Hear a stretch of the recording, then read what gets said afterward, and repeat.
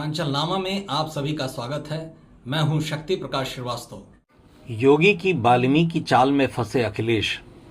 उत्तर प्रदेश की सियासत मूलतः मुख्यमंत्री योगी आदित्यनाथ और पूर्व मुख्यमंत्री अखिलेश यादव के इर्द गिर्द ही घूमती नजर आती है, क्योंकि अगर सियासी तौर पर उत्तर प्रदेश फतह की कवायद किसी दल को करनी है तो इन दोनों की क्रियाओं प्रतिक्रियाओं को उन्हें समझना होगा। यही वजह है कि इन दोनों में एक दूसरे से आगे निकलने की हमेशा होड़ सी मची रहती है। भरसक कोई एक दूसरे के बयान पर प्रतिक्रिया देने से पीछे नहीं रहना चाहता। बीते लोकसभा चुनाव में सपा मुखिया अखिलेश यादव ने पिछड़ा, दलित और अल्पसंख्यकों का पीडीए दांव चलकर एक बारगी योगी आदित्यनाथ समेत समूचे बीजेपी को सख्ते में ला दिया था। वो बीजेपी जो अपनी लोकप्रियता की बदौलत केंद्र में अपने बूते तीसरी बार सरकार बनाने का सपना देख रही थी, उसे अखिलेश के इस सियासी चाल ने सहयोगियों के समर्थन की जरूरत पैदा कर दी। लेकिन तभी से अखिलेश के इस दांव की काट की तलाश में पूरी बीजेपी और योगी आदित्यनाथ भी लगे हुए थे। आखिरकार योगी आदित्यनाथ को महर्षि वाल्मीकि जयंती के रूप में एक अवसर मिल गया।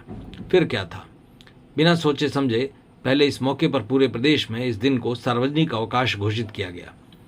ऐसा ऐलान कर उन्होंने वाल्मीकि समाज को इसके जरिए समरूपता का संदेश देने की कोशिश की।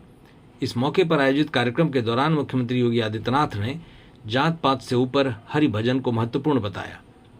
राम मंदिर परिसर में बन रहे सप्तर्षि मंदिरों में महर्षि वाल्मीकि का भी मंदिर होने की बात को जन जन तक पहुंचाने का आह्वान भी कर डाला।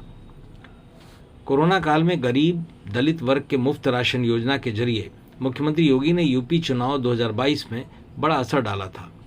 इसी प्रकार का असर वो उत्तर प्रदेश के 2027 में होने वाले चुनाव में भी दिखाने की कोशिश में है।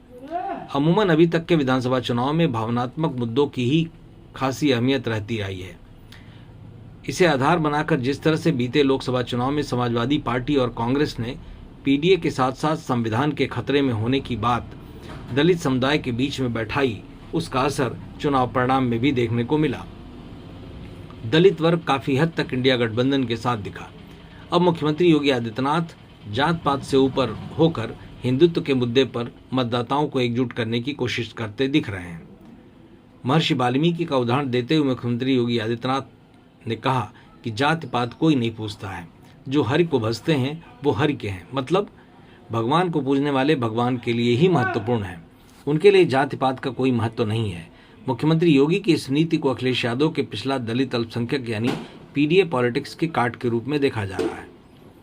देश के देवतुल्य ऋषियों की परंपरा ने हर कालखंड में समाज का मार्गदर्शन किया है। योगी आदित्यनाथ ने यह बताते हुए कहा कि जैसे रामायण कालखंड में महर्षि वाल्मीकि, महाभारत कालखंड में महर्षि वेदव्यास, मध्यकाल में सद्गुरु रविदास जी महाराज ने समाज का मार्गदर्शन किया, ठीक उसी परंपरा में आज़ादी के बाद बाबा साहब डॉक्टर भीमराव अंबेडकर ने समाज का मार्गदर्शन किया है। प्रधानमंत्री नरेंद्र मोदी इन्हीं से प्रेरणा लेकर सबका साथ सबका विकास का नारा देते हैं।